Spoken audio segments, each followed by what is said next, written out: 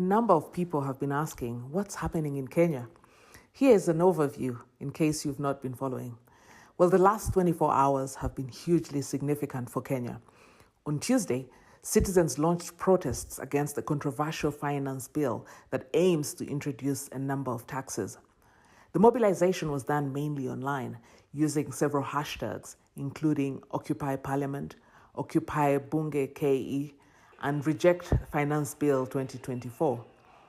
The protesters started gathering near Parliament, where MPs were due to vote on the bill. The aim was to put pressure on the MPs to reject the bill.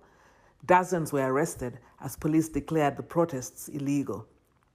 However, a couple of hours later, government announced that some of the unpopular proposals had been dropped.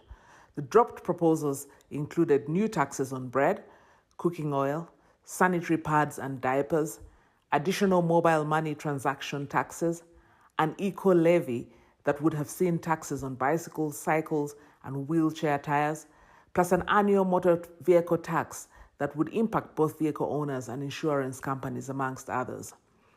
Kenya's President William Ruto said the decision for the U-turn by government followed a robust public engagement. Many viewed this as a decision based on the pressure his government had come under from these protesters.